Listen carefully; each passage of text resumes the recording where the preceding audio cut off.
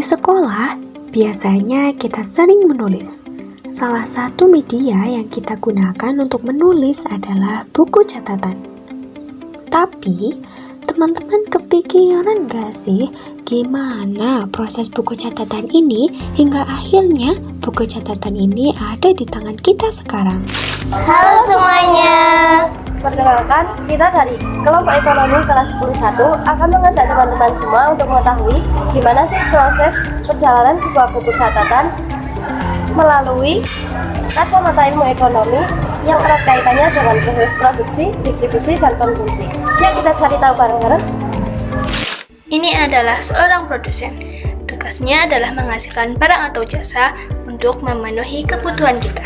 Lalu, bagaimana produsen ini memproduksi buku catatan yang kita pakai?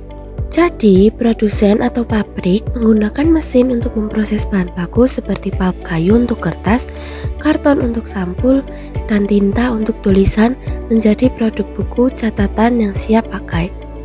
Proses ini meliputi pencetakan lembaran kertas, penjilitan, dan pembuatan sampul. Tujuannya adalah menciptakan produk jadi untuk memenuhi kebutuhan masyarakat akan alat tulis. Ini adalah peran distributor. Mereka menjadi jembatan yang menyalurkan barang dari produsen hingga bisa sampai ke tangan kita.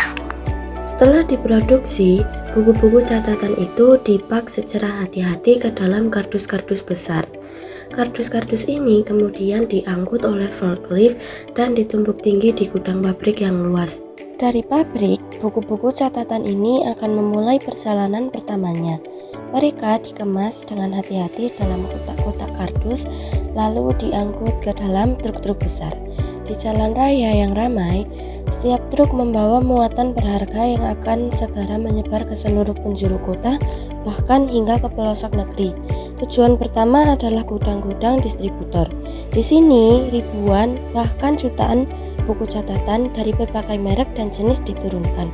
Para pekerja gudang bergerak cepat, memisahkan dan menyusunnya berdasarkan tujuan akhir. Buku-buku catatan untuk sekolah dasar ditaruh di satu sisi, sementara buku catatan untuk keperluan kantor diletakkan di sisi lain. Gudang ini menjadi titik pusat, tempat buku-buku catatan menunggu giliran untuk dikirim ke tujuan yang lebih spesifik. Selanjutnya, buku-buku catatan ini diangkut lagi, kali ini dengan kendaraan yang lebih kecil, menuju toko-toko buku, toko alat tulis, dan supermarket. Ada yang menuju toko besar di pusat perbelanjaan, di mana mereka akan dipajang rapi di rak-rak yang terang benderang. Ada pula yang menuju toko kelontong di sudut jalan, di mana mereka diletakkan bersama perlengkapan sekolah lainnya. Proses ini memastikan bahwa buku-buku catatan tersedia di mana saja dan kapan saja dibutuhkan, memudahkan setiap orang untuk mendapatkannya. Namun, distribusi tidak berhenti di toko. Dari toko, buku catatan itu akhirnya sampai ke tangan pembeli. Seorang siswa yang bersemangat menyambut tahun ajaran baru, seorang penulis yang ingin menuangkan ide, atau seorang profesional yang membutuhkan tempat untuk mencatat jadwal. Momen ini adalah puncak dari seluruh proses distribusi, di mana buku catatan menemukan tujuannya yang sesungguhnya. Dan inilah konsumen, yaitu kita semua yang menggunakan barang atau jasa tersebut untuk memenuhi kebutuhan. Konsumen seperti pelajar, mahasiswa, atau profesional membeli buku catatan dari toko atau platform daring. Mereka menggunakan buku tersebut untuk menulis catatan kuliah, membuat agenda, atau mencatat ide. Tujuannya menggunakan barang untuk memenuhi kebutuhan pribadi dalam kegiatan belajar, bekerja, atau aktivitas lainnya. Ketiga peran tersebut saling berhubungan dalam siklus ekonomi. Produsen butuh distributor, distributor butuh konsumen, dan konsumen butuh produsen. Gimana semuanya, udah paham belum tentang apa itu produksi, distribusi, dan konsumsi?